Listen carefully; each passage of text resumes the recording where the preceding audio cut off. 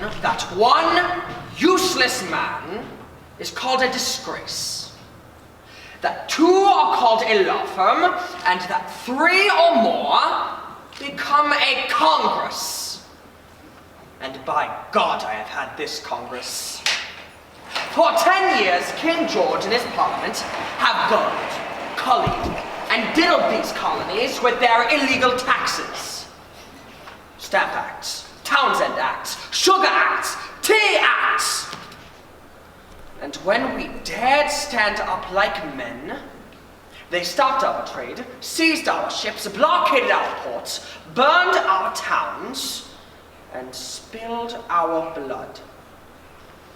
And still, this Congress won't grant any of my proposals on independence, even so much as the courtesy of open debate. Good God, what in hell are they waiting for? Sit down, John, sit down, John, for God's sake, John, sit down, John, sit down, John, for God's sake, John, sit down. Someone ought to open up a window.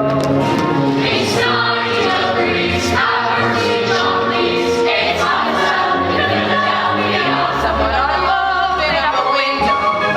I say vote yes, vote yes, vote for independence. Someone ought to open up a window.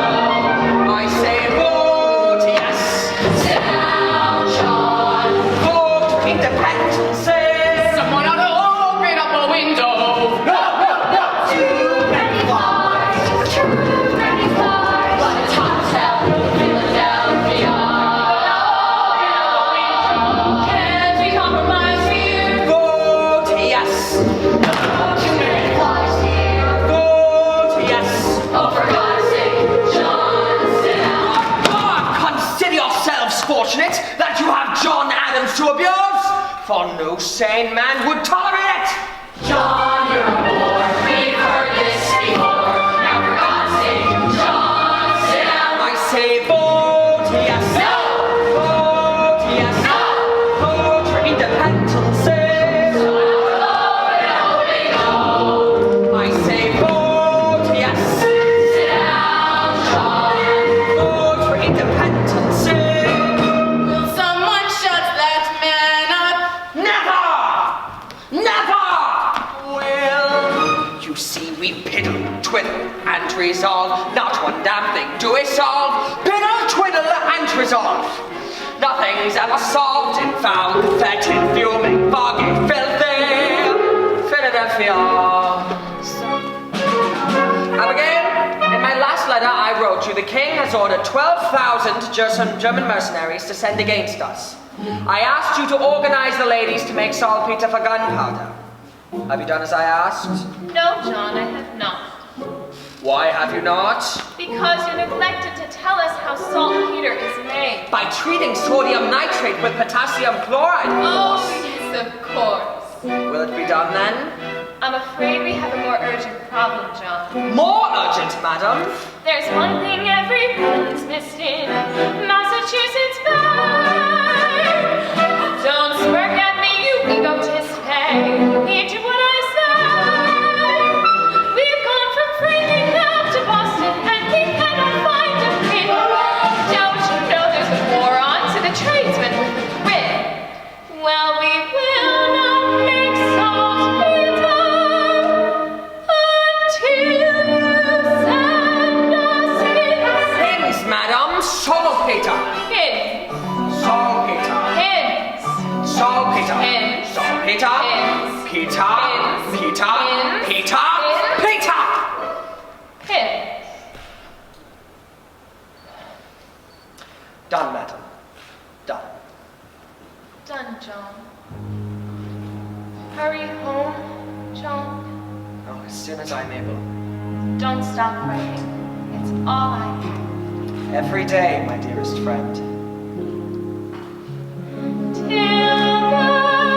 Till then, I am as I ever was and ever shall be.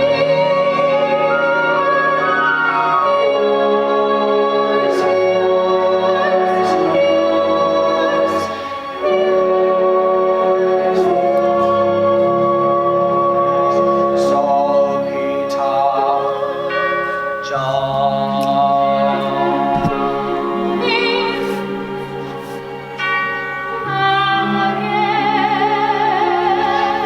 God's sake, John, sit down. At this very moment, our cause is again riding high, sitting straight in the saddle, in full gallop for Virginia. And our women are serene, full-bosomed, Benji, everyone a queen. Why, they are lees, damn it, the lees of old Virginia. Yes, sir, by God, it's eerily, verily. Come on, John, step lively. Eerily, verily, everywhere, eerily, verily, everywhere,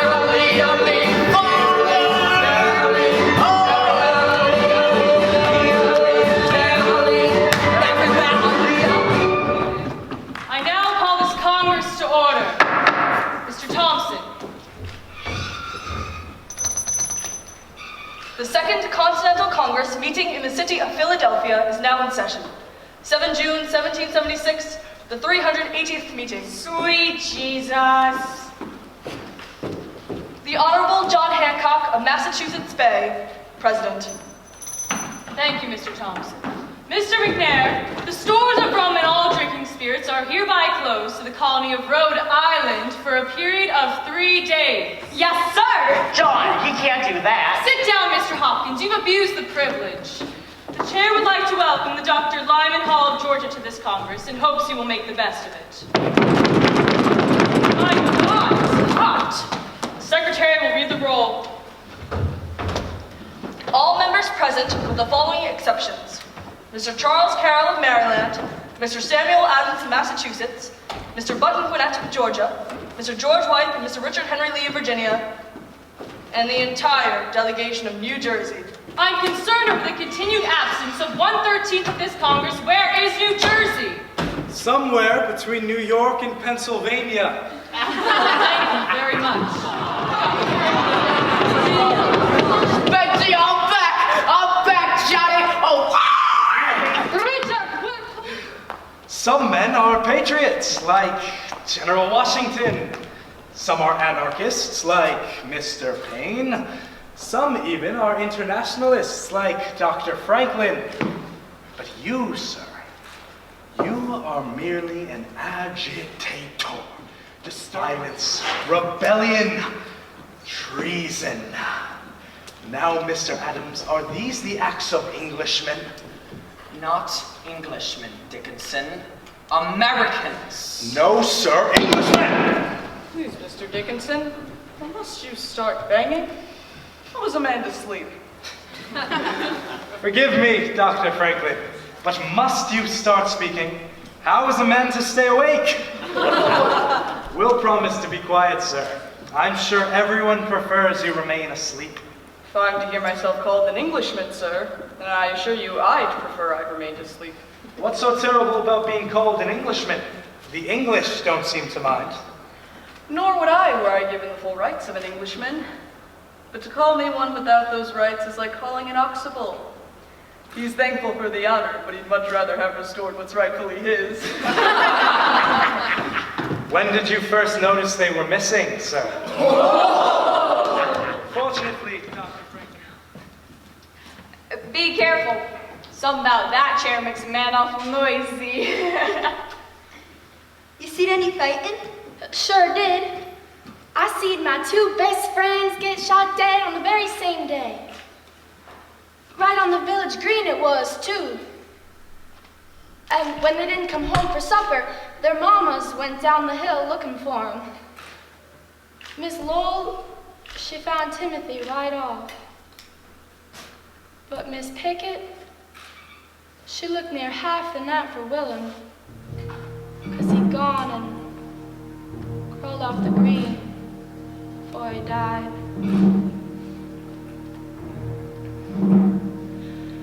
Mama, hey mama, come looking for me. I'm here in the meadow by the red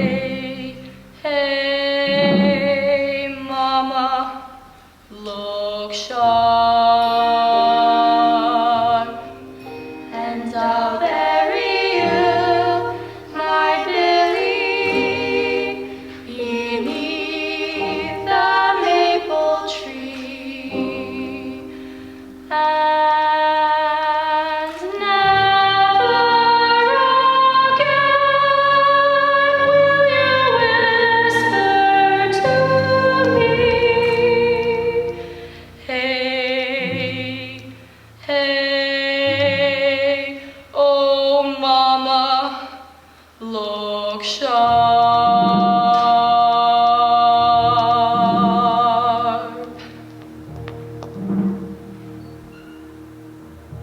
Belongs to us, and just as Tom here has written, we say to hell with Great Britain. The eagle inside belongs to us.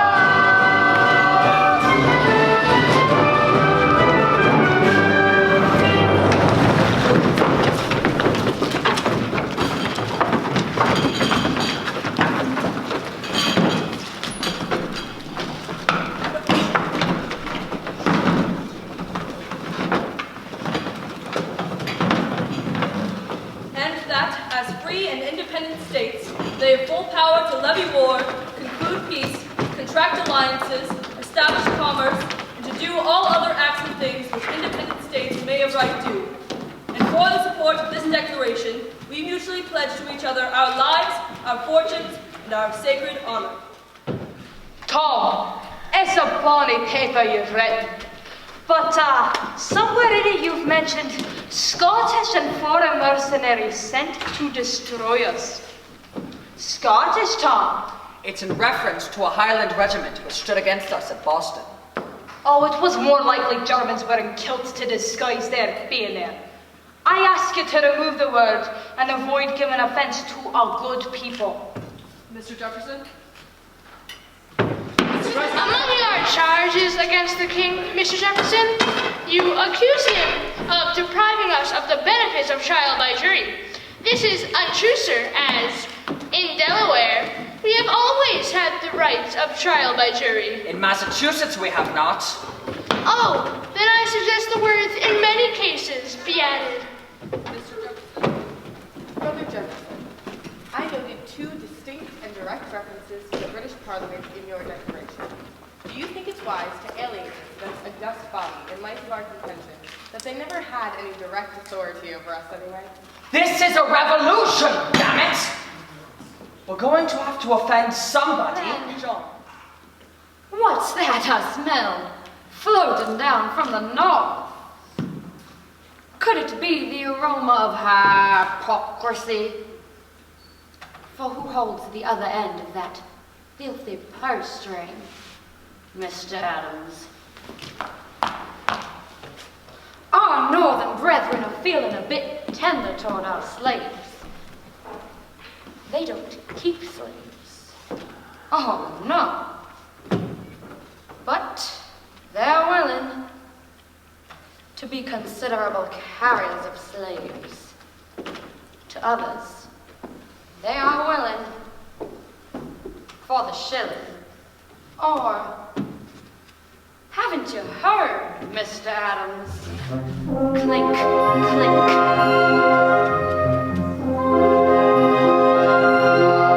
Glasses to rum, to slaves.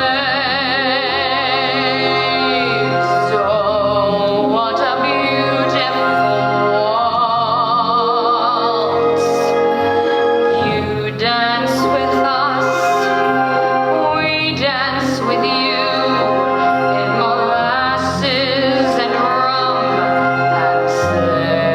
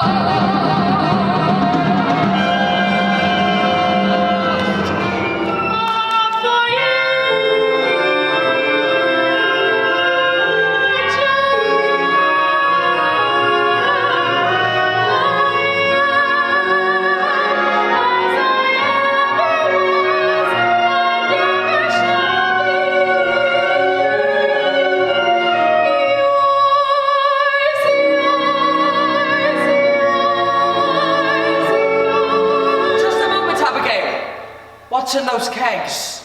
Saltpeter!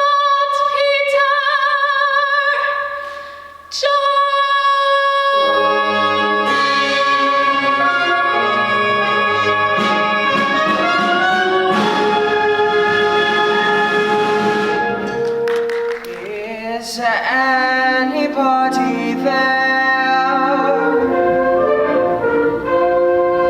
Does anybody care? Does anybody see what I see?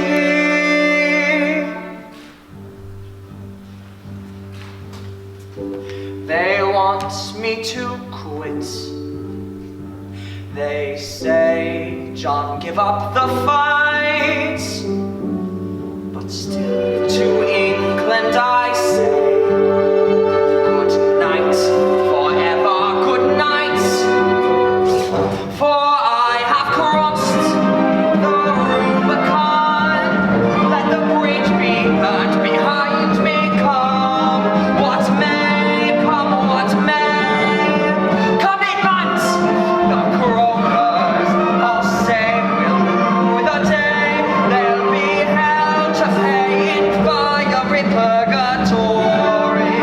Through all the gloom, I can see the rays of ravishing light and glory.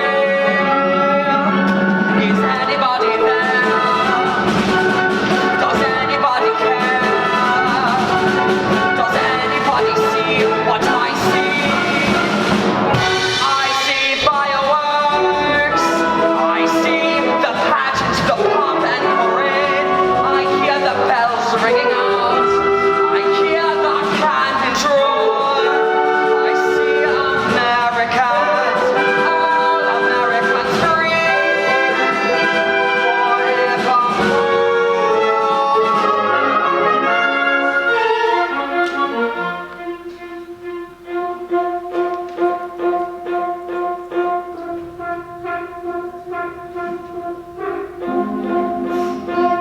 how quiet the chamber is.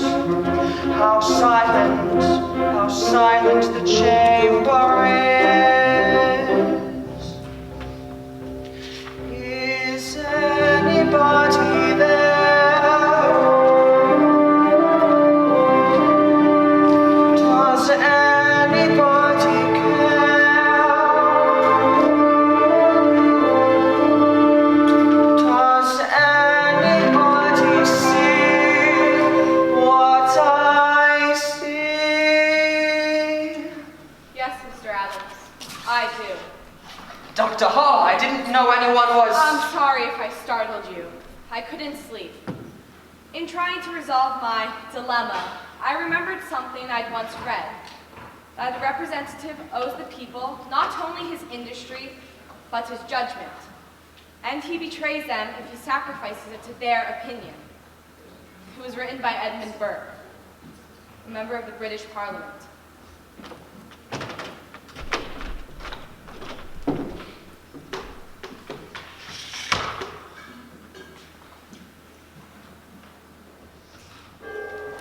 New Hampshire, Dr. Josiah Barfoot. Massachusetts, Mr. John Adams. Rhode Island, Mr. Stephen Hopkins. Connecticut, Mr. Roger Sherman. New York, Mr. Lewis Morris. New Jersey, the Reverend Jonathan Witherspoon. Pennsylvania, Dr. Benjamin Franklin.